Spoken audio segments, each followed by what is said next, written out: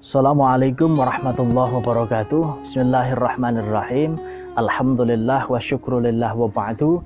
Sahabat santri, kita lanjutkan pelajaran tajwid kita. Yang di video sebelumnya kita sudah membahas tentang dua bab. Yang pertama bab nun mati dan tanwin atau nun sukun. Yang kedua yaitu bab nun dan mim yang memiliki tasdid. Nah, untuk kali ini kita akan masuk di bab ketiga, yaitu bab mim sukun atau bab mim mati.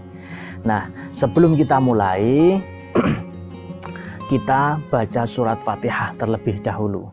A'udzubillahi minasyaitonirrajim. Bismillahirrahmanirrahim. Alhamdulillahirabbil alamin arrahmanirrahim maliki yaumiddin. Iyyaka na'budu wa iyyaka nasta'in ihdinas siratal mustaqim siratal ladzina an'amta 'alaihim ghairil maghdubi 'alaihim waladdallin. Amin. Sahabat santri, bab yang ketiga ini cukup mudah untuk difahami, yang jelas cukup disimak dan hurufnya itu nanti mudah dimengerti karena ada tiga hukum, yang dua hurufnya sangat sedikit sekali dan yang satu mempunyai huruf dari sisa dari kedua hukum ini. Nah, bab mim mati ini yang jelas ini sangat mudah. Yang pertama harus tahu mim mati itu apa. Mim mati itu huruf mim yang tidak memiliki harokat atau huruf mim yang diberi dengan tanda sukun. Tanda sukun itu tanda yang seperti ini, hampir bulat. Nah, tanda sukun yang menunjukkan itu mim mati. Nah, mim mati ketika bertemu dengan huruf hijaiyah yang jumlahnya 28, ya, mim mati yang bertemu dengan huruf hijaiyah yang jumlahnya 28 itu mempunyai tiga hukum bacaan. Yang pertama yaitu bacaan ikhfa syafawi, dan yang kedua disebut dengan bacaan idgham mimi. Kemudian yang ketiga disebut dengan bacaan idhar syafawi. Nah, yang akan kita bahas kali ini yaitu langsung dua hukum. Yang pertama ikhfa syafawi dan yang kedua idgham mimi. Nah, yang pertama ikhfa syafawi. Ikhfa kemarin artinya secara bahasa samar.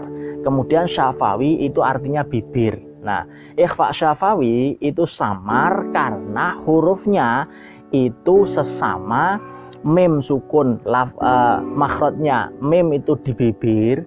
Kemudian ikhfa syafawi itu hurufnya juga cuma satu dan itu hurufnya juga makhrajnya dimulai dari bibir. Ikhfa syafawi hurufnya satu, yaitu ba. Nah, karena mim bertemu dengan ba, mim dari bibir, ba juga dari bibir, makanya ikhfanya disebut dengan ikhfa syafawi. Seperti mim mati bertemu dengan ba. Nah, itu namanya ikhfa syafawi. Nah, nanti akan kita berikan contoh. Nah, kita berikan contoh. Kemudian yang kedua yaitu idgham mimi. Idgham mimi itu lebih terkenal karena di setiap sekolahan umum menggunakan istilah idgham mimi. Sebenarnya mimi itu adalah singkatan mislain shoghir ma'al gunnah. Nah, makanya kalau di dalam kitab Hidayatus Sibyan itu disebut dengan idgham mithlain. Kenapa disebut mithlain? Mithlain itu sesama, dalam artian mim mati bertemu dengan mim. Nah, makanya disebut idgham mithlain. Dalam bab lain nanti di aqsamul idgham ada istilah namanya idgham mutamasilain. Adanya dua huruf, yang pertama mati dan yang kedua hidup, itu disebut idgham mutamasilain. Nah, karena di sini kita masih bahas hukumnya mim mati, makanya yang kita pakai istilah di sini boleh pakai mislain shoghir ma'an huna atau biasa disebut idgham mimi. Kenapa mimi? Yaitu tadi singkatan mislain shoghir ma'al huna atau mim bertemu dengan mim, makanya disebut dengan idgham mimi. Nah, hurufnya idgham mimi itu satu, yaitu mim. Nah, jadi ini dua hukum bacaan ini mempunyai huruf yang sedikit, yaitu satu huruf dan satu huruf. Jadi dua huruf dalam dari dua hukum, masing-masing memiliki satu huruf. Huruf yang pertama untuk ikhfa syafawi ba dan huruf yang kedua untuk idgham mimi yaitu mim.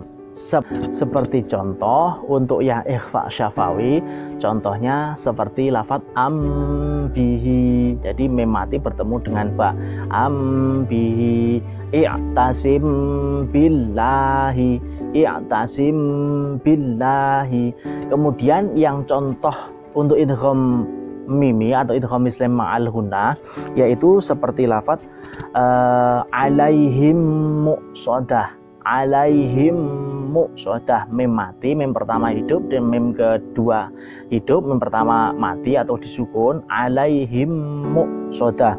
Yang kedua seperti contoh walayasammannakum minna, walayasammannakum minna. Nah, seperti itu. Itu contoh dari bacaan idgham mithlain atau idgham mimi dan juga ikhfa syafawi. Mudah-mudahan yang sedikit ini bisa dimengerti. Nah, jadi besok sisanya ya bisa ditebak. Nah, sisanya apa? Ya akan kita bahas di video setelah ini. Terima kasih. Assalamualaikum warahmatullahi wabarakatuh.